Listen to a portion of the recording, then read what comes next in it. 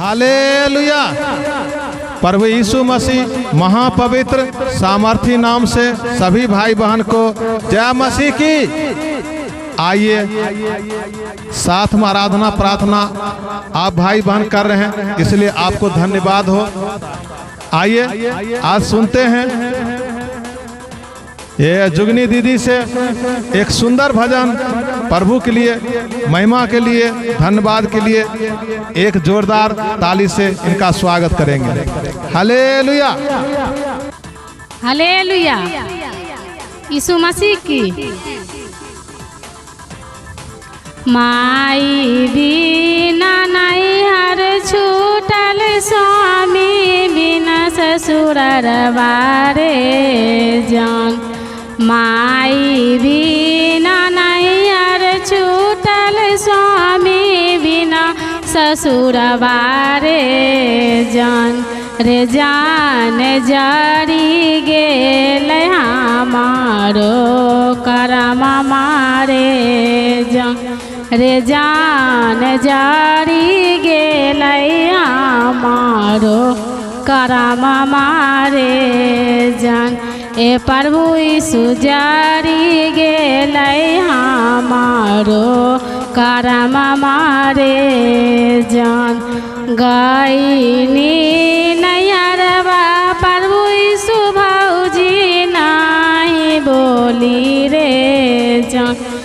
गईनी नैहरवा प्रभु यीशु भौजू नहीं बोली रे जान।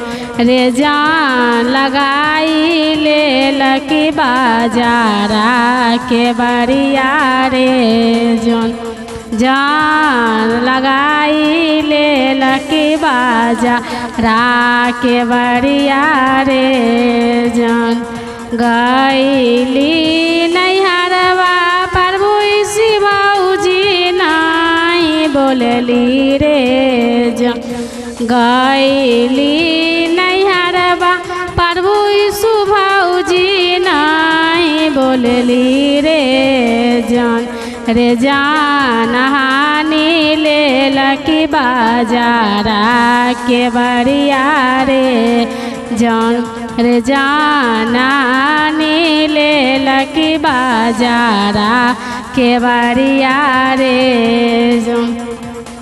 चामा चामा चमके प्रभु यीशु पापा जी के मालिया रे जान।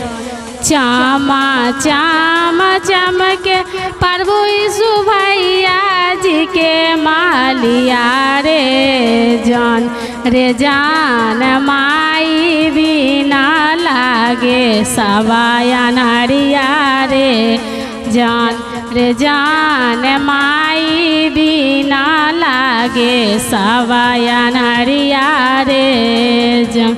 ए प्रभु यीशु माई बिना लागे सवाया नारिया रे जान। भाई भौजैया प्रभु यीशु मुख न बोलै रे जान। भाई भौजैया प्रभु यीशु मुख न बोलै रे जान। रे जान पापा जी के भरी गेल अखिया रे जान। रे जान पापा जी के भरी गेल अखिया रे जान। ए प्रभु यीशु पापा जी के भरी गेल अखिया रे जान। ए प्रभु यीशु पापा जी के भरी गेल अखिया रे जान।